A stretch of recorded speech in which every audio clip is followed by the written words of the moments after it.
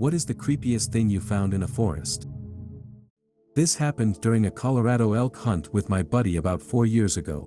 We usually set up spike camps and go as remote as possible to avoid pressure and venture into areas where no one else would be bold, or just willing, enough to go. We were miles and miles away from any trails or campgrounds. The closest town would have taken at least 10 hours to reach, hiking out, getting to the truck, and then driving. While wandering around, we stumbled across a backpack under a tree. I can't remember if it was a pine tree or not, but the pack wasn't buried under leaves or anything. It was open, aged, and in rough shape. When we looked inside, we found some survival gear, shells, and a degraded camera roll. The dates on the items were from the early to mid-90s. We started kicking back some debris around the area and realized there was more stuff scattered everywhere: spent shell casings, other hunting and survival gear, and random items. The whole scene felt off. We tried to piece together what might have happened. With the spent casings scattered all over, we wondered if the person had been defending themselves from something. Or maybe they just got trigger happy during a hunt, walked off, and forgot their backpack. But the sheer amount of ammo and gear spread around made it hard to make sense of. When we got back to civilization a few weeks later, we notified the authorities, but I have no idea what came of it. That area was so remote you'd probably need a helicopter to get there again. Back in 2005, while stationed in Okinawa, Japan, I was exploring the jungle on Hamahiga Island when I came across a cave. Inside, I found large clay jars filled with human bones. It was eerie, but curiosity got the better of me. At the very back of the cave, I noticed a small hole I could crawl through. It led to another chamber. I squeezed through the opening, and the cave dead-ended in a small space just low enough that I couldn't stand up. On the back wall, stuck into the limestone, was a single taper candle. It looked like it had just been lit, the wax had barely started to melt. That was when I decided it was a good time to leave. Later, I asked some Japanese friends about it, and they explained that during the war, hundreds of people died on the island, but there was no one left to identify them or pay for proper burials. So, the bodies were simply placed in the cave without any markers. Still, that doesn't explain the candle. When I was a kid, I lived on a decent-sized family farm in central New York. We owned about 120 acres, half of it woods, and our property was right across the road from about 3,000 acres of state forest. That forest had miles of hiking and snowmobile trails running through it. A couple of years ago, in mid-December, I was out checking fencing. It was around 8 or 9 p.m., and it gets dark early in the winter up there. I was walking along the fence line that ran next to a dirt road separating our land from the state forest. That's when I noticed a light out in the trees. My first thought was a snowmobile, which made sense, but the light wasn't moving, and I didn't hear anything. Anyone who's been outside at night after fresh snowfall knows how quiet it gets. The snow dampens all the sound, but snowmobiles are loud, even when idling. And this? Nothing. Not a single sound. I stopped and watched for what felt like forever. Finally, I decided to yell over, thinking it might be someone having engine trouble and maybe they needed help. The second I opened my mouth, the light started moving, fast. I could see it passing behind the trees, fading sometimes as if it was moving away, and then coming so close to the road that it lit up the bushes just a few feet in front of me. Then, as quickly as it started, it slowly faded back into the woods and disappeared. Not a single sound the entire time. I left for college a few months later, but after that night, I let my dad check the fencing in that field. I avoided those woods like the plague. I'm sure it was just someone with a headlamp or something, maybe a cross-country skier out late at night with headphones on. There's probably a practical explanation. But you go stand at the edge of a pitch-black forest with nothing but the sound of snow falling around you, and watch a bluish-white ball of light dart through the trees. Tell me how long you'd stand there feeling safe. Not exactly a forest, but a decent-sized patch of woods between a major commercial district and some suburban housing. Near the edge of the woods, along a cliff, the top of the cliff was the back of a strip mall. There was a smashed-up car. It was bright red, probably from the late 80s. It was clear that it had fallen from the cliff and never been recovered. The car itself wasn't too strange. During my teenage exploration of these woods, I found a total of 6 cars. My favorite was a fully intact sedan from the 40s or 50s, not wrecked or looted or anything, just sitting there, rotting away in the middle of the woods. These woods were full of so much crazy stuff, it was really fascinating. What made the sedan terrifying, though, was that about 30 feet away, I found a bunch of human-sized bones. I panicked and immediately left. After sleeping on it, I went back the next day so I could call the police and give them an accurate location. When I got there, I examined the area a bit more closely and found the skull hidden in a nearby bush. Thankfully, it was just a deer skull, complete with antlers. I was out hunting at our usual spot. This was almost 13 years ago. I'm sitting in my spot, watching the deer, nothing worth shooting, but I was enjoying just observing the animals.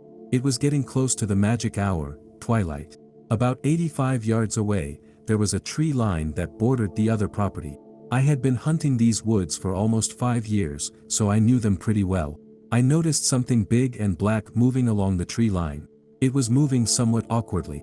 My first thought was that it was another hunter, and I got a little upset that someone would mess around so late in the day. But then, all of a sudden, this thing took off sprinting. The creature crossed the tree line, which was nearly 200 yards long, in just 4 to 5 leaps. It might have taken 6 to 7 leaps total to completely clear it, and it did this in a matter of seconds.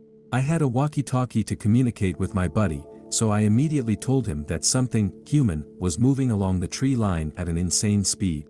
He confirmed that he saw it too. That was all I needed to nope the hell out of there. I never saw it again. When I was a little kid, we lived on the outskirts of Jackson, Ohio, out in the middle of the woods. My older brothers would sometimes have to take me with them when they went exploring so my mom could have some free time. One day, we were following a dry creek bed pretty far back when we came across a deep hole in the middle of the creek, likely a sinkhole. My brothers started joking about making me go in it when suddenly we heard a big tree fall about 1,000 feet away. Then another tree fell shortly after that, and then another. We freaked out and ran, convinced it was either Bigfoot chasing us or some axe murderer in the woods. Now, the memory of being in the woods that sticks with me the most isn't the creepiest, but it's definitely the biggest, what was that, kind of moment. My friends and I were playing in the woods as usual, climbing a steep hillside that led up to a path we often used. At the bottom of the hillside was a rocky creek bed. The climb was anywhere from 70 to 90 degrees, with roots and clay, and the height was about 150 feet or so. We were climbing, like we always did, and I was nearly at the top when I lost my balance and started falling backward. Just as I was about to fall, I felt a firm hand on my back, steadying me and helping me regain my balance. Once I got to the top, I turned around and thanked whoever it was that helped me, but both of my friends looked at me like I was crazy. They swore neither of them had touched me. That was by far one of the strangest experiences I've ever had. I still remember it clearly, even more than 20 years later. When I was a teenager, we lived on a piece of land that was somehow collectively owned. I don't know the details. We were renters there for a couple of years. I often had friends over because we could use the land to escape supervision. When I was about 16, my friends and I were walking a trail to our usual hangout spot when we came across a strange man with a dog. He was at the creek, only a few hundred yards from my driveway but well into the forest. He was holding what looked like a damaged, small metal box. He told us he had found what he claimed were cremated human remains in the box, which he said he'd pulled out of the creek. His vibe felt off, and he rattled off some story about being a groundskeeper, but I'd never seen him before, and I never saw him again. Central Oregon, another time, when I was younger, my friends and I were out on a walk when we heard a mountain lion roar nearby. We didn't waste time, we just turned right around and went the other way. Northern California. As an adult, I lived in an RV in the woods for a while. One night, I was laying in bed when something large landed on top of the RV, right above where my bed was. The whole vehicle shook, and whatever it was let out this freaky, straight-up demonic-sounding roar. I lay there clutching my bedside dagger for what felt like forever. Nothing else happened, no footsteps, no more sounds. Just silence. On the last night of a backpacking trip, I hiked downstream from my campsite a bit and came across an old backpack that had been dragged off and ripped apart by a bear. The contents were scattered everywhere, and I noticed a camping cook set among the debris with bite marks through the metal pots and plates. Let's just say I slept with one eye open that night. On another trip, a pack of wild pigs ran right through our camp shortly after we had settled in to sleep. I was bedded down in the open on a tarp and could hear them coming down the mountain above me. They ran into camp, saw us, and immediately turned around and bolted right back up the steep mountain. At first, we thought they were bears because they were jet black. We ended up calling it the close encounter of the swine kind. As teens on a campout in black bear country, 2 friends and I decided to sleep in a pickup truck instead of setting up a tent. At some point, we heard something large moving around in the woods nearby. After a while, we decided it was safe enough to go tell an adult. We were about halfway to one of the adults' tents when we saw a bear coming down the trail towards us. It stopped and stood on its hind legs, watching us. After what felt like forever, it eventually wandered back into the woods. Needless to say, we stayed in the adults' tents for the rest of the night. Another time, I almost stepped on a copperhead that was ready to strike. Then there was the time I was peeing on a tree and heard rustling behind me. I turned around to see a rattlesnake about 5 feet away, rattling angrily. That was a fast retreat. One of the most unsettling moments, though, was when I was hiking with my family and we came across a deer that didn't run away. It stayed close and got a little too near for comfort. I've seen what happens when a deer decides to attack. They're no joke and definitely not something to mess with. I was hiking around 1990, pretty far from any civilization.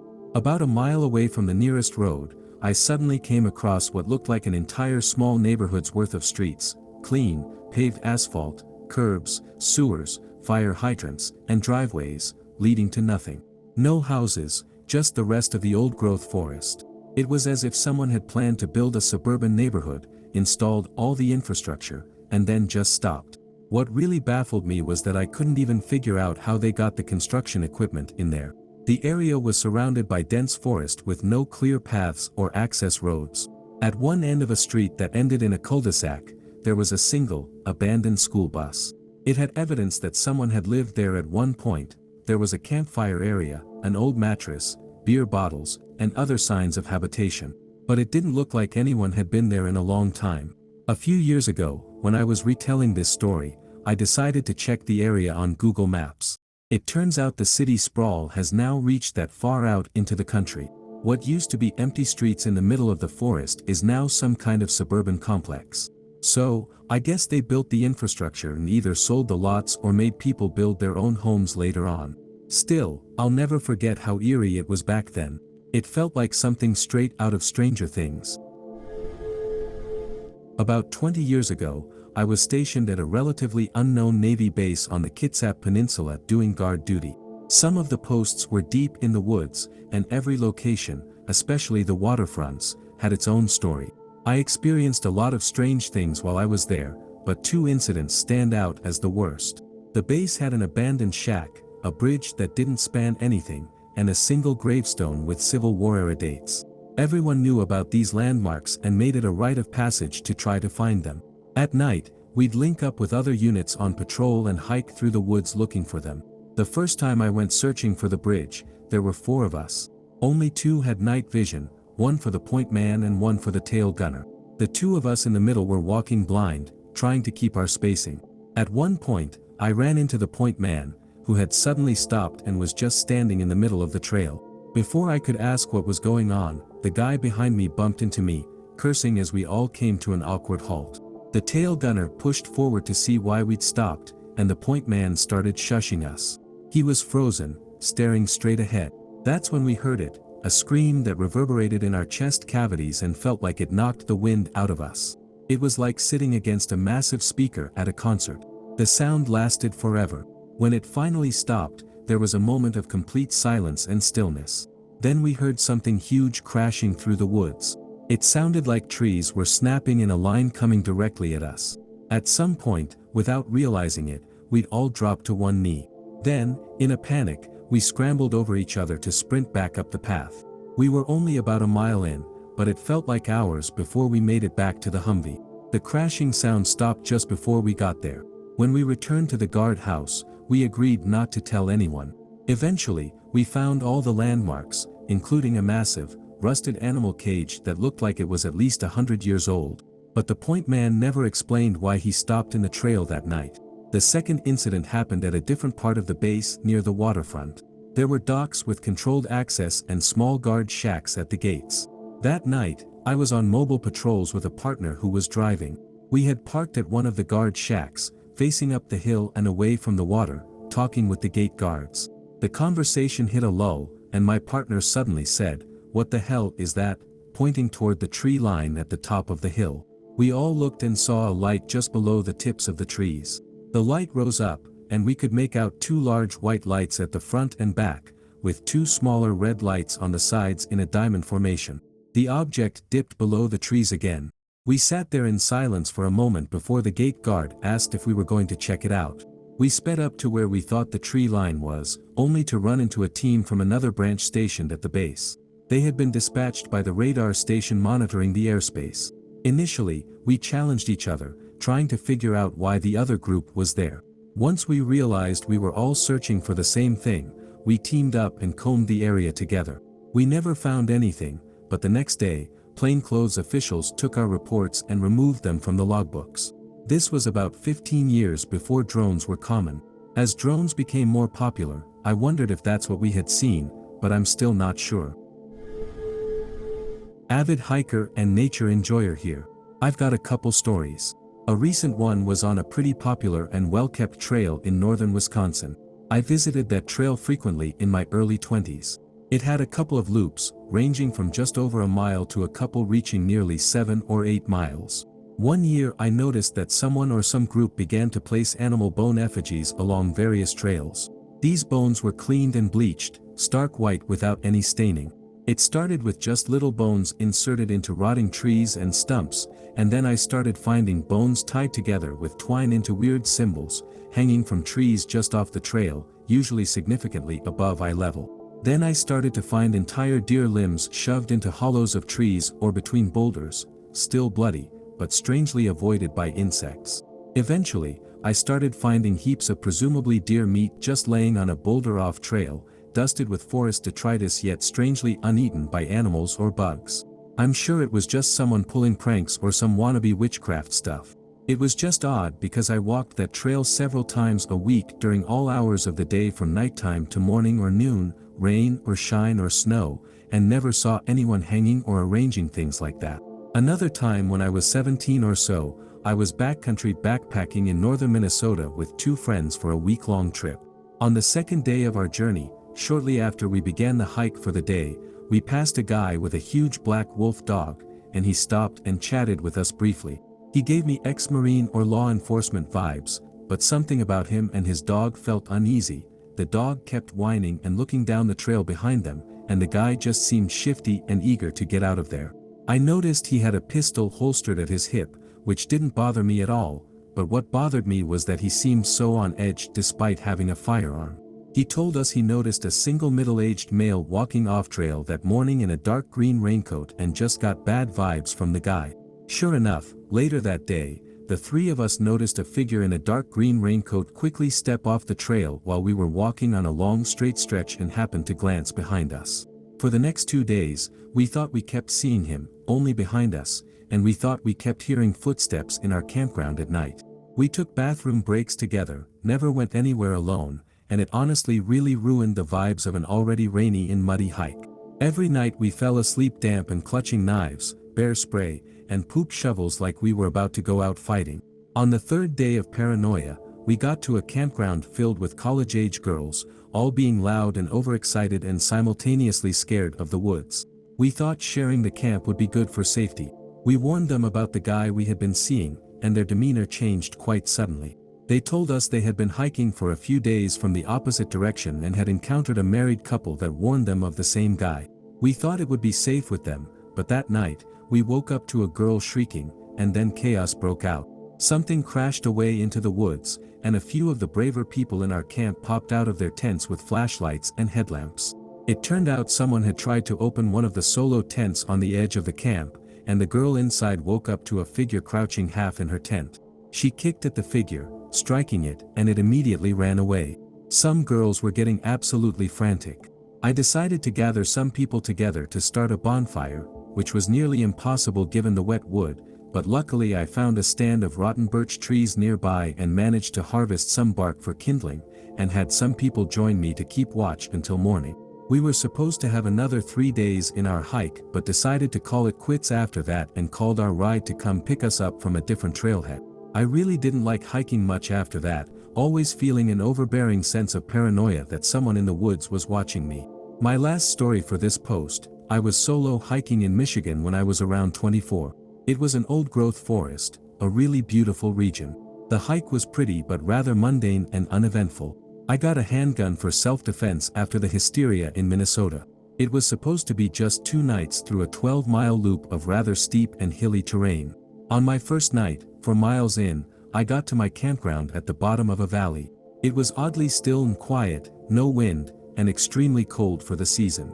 There was supposed to be a creek running through the valley, but it had been dry, so I didn't have enough water for a good dinner and ended up snacking and preserving my water for the next day. I just couldn't sleep that night. It had been the first time I was solo backpacking, and I just felt vulnerable. I was maybe 20 meters off the trail. It was so still and quiet out, I could hear random animals skittering about and the incessant whine of insects.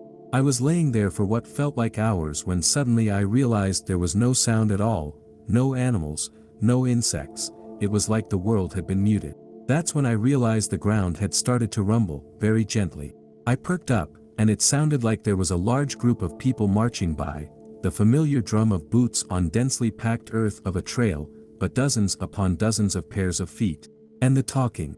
It sounded like whispering at first and then like a cafeteria of people talking, distinct voices all conversing, but not a word could be made out.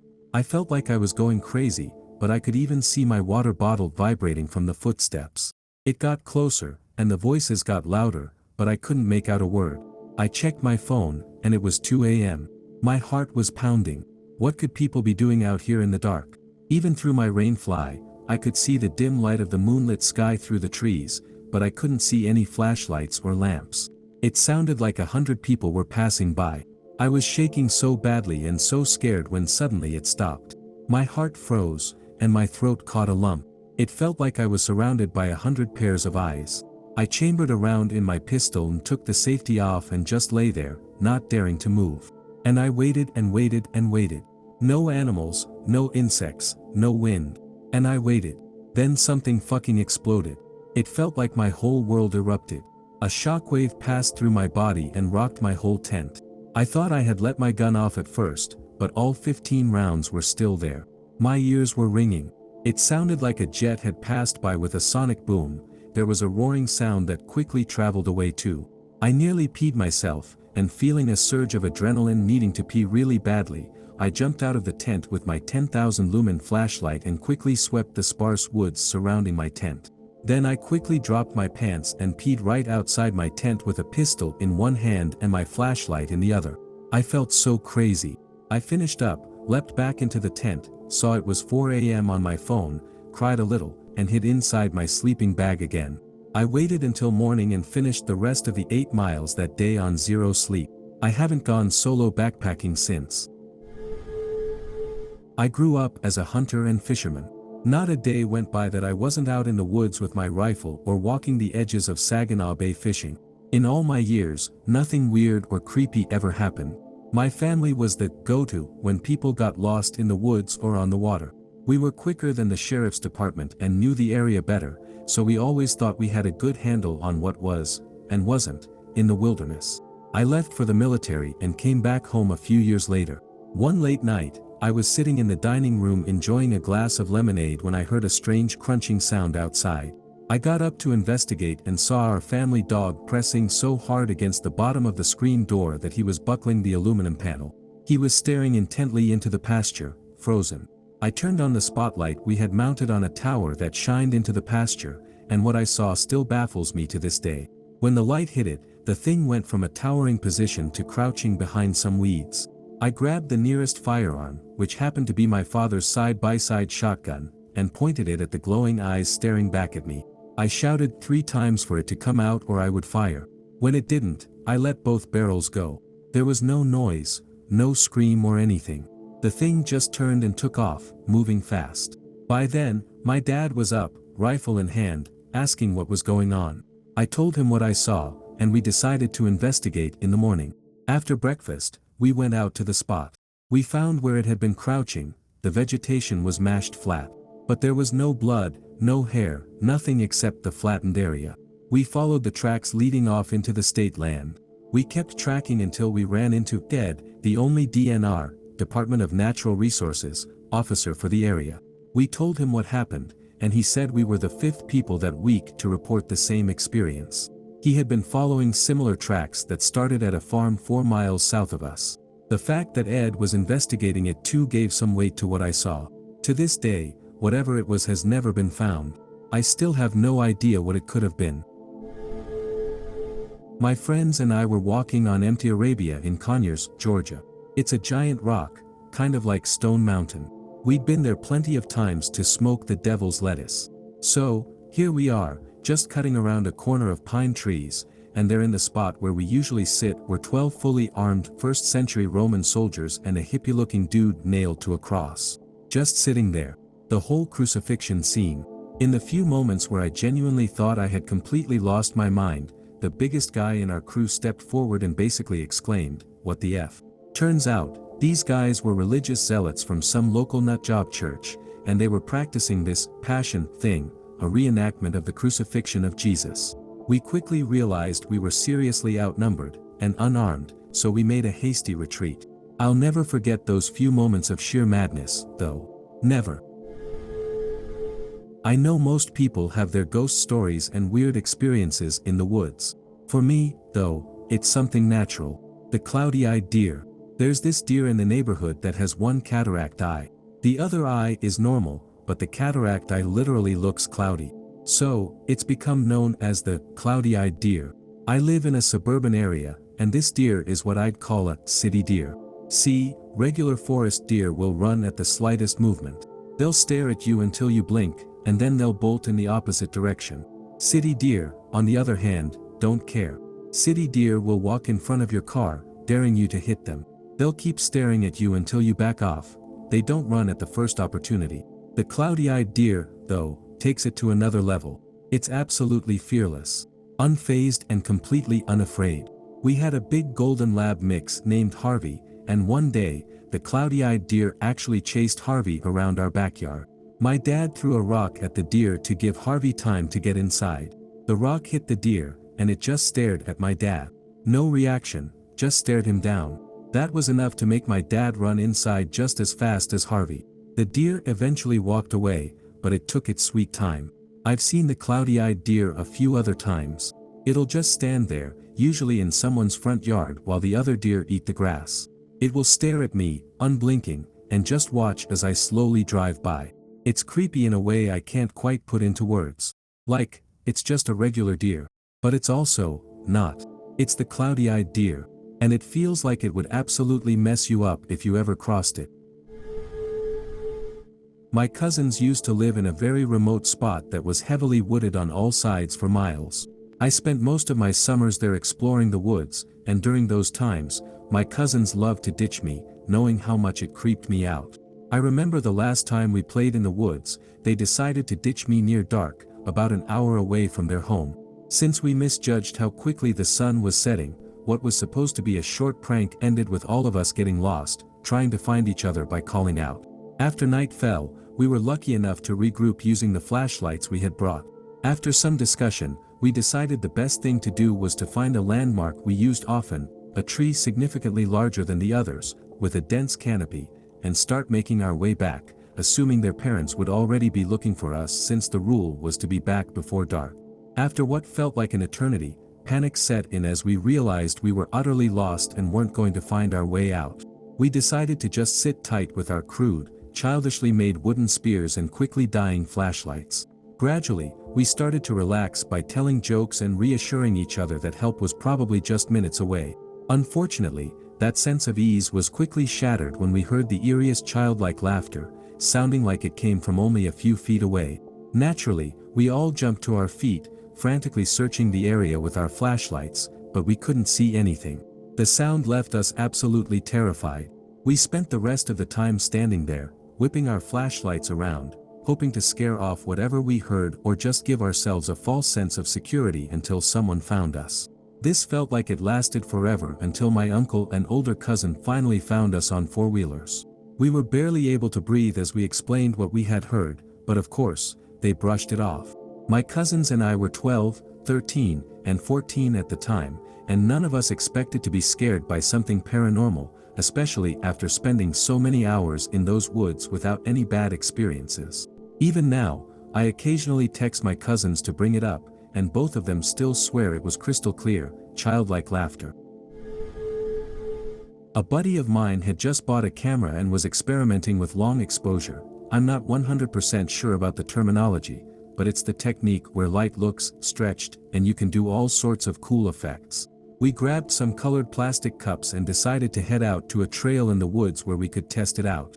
It was close to midnight since we needed it to be dark to really see the light effects. Me and a friend held the cups over our heads and used the flashlights on our phones to light them up. My phone required me to start recording video to use the flashlight, so I hit record. The plan was to start at the top of the hill and walk down the trail toward the camera to create a string of light effect. Camera pros, feel free to correct me if I'm explaining this wrong. As we started walking down the hill, I was chatting with my friend when I suddenly noticed his eyes go wide, staring at me like he'd just seen a werewolf behind me. Naturally, I freaked out and asked, "What?" I was already getting scared, and then he screamed, "You don't hear that?" That's when I heard it, the sound of kids laughing. It sounded like 2, maybe 3 kids, no older than 6 years old, in the middle of the woods. At midnight, we both panicked and bolted down the hill, reaching our other friend with the camera way too early. He immediately started complaining, saying, "What the hell are you doing? You're supposed to walk slowly toward the camera or you'll ruin the shot." We were too shaken to care and told him we'd heard kids laughing in the woods. Of course, he didn't believe us. Then I remembered my phone was still recording, so I played it back. Sure enough, the microphone picked it up perfectly.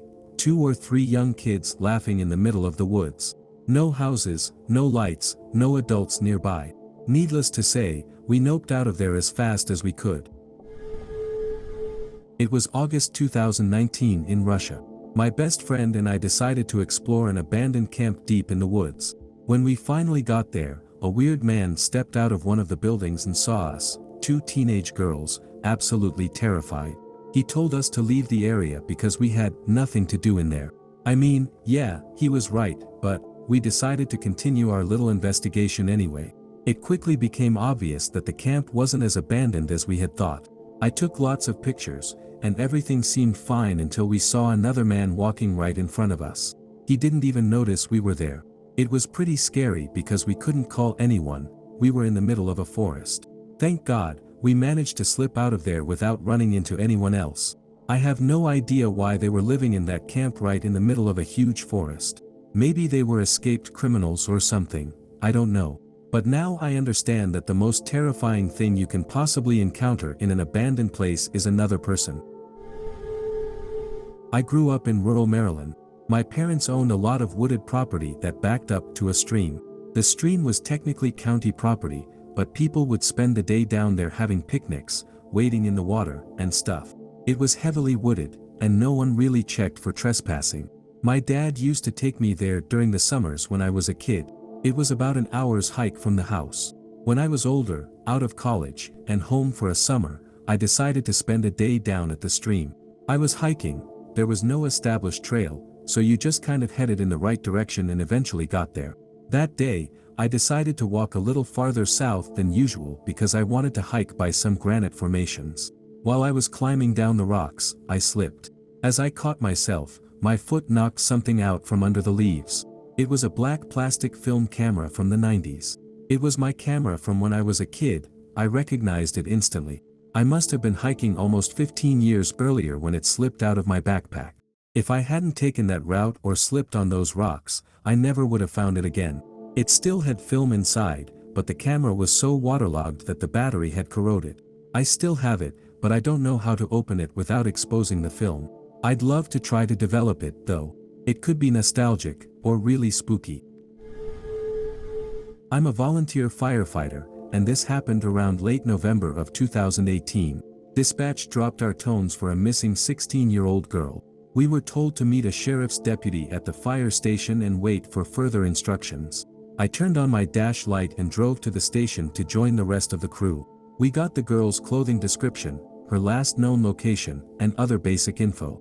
We hopped in the trucks and started searching, checking her friends' houses, gas stations, the school, local businesses, and motels.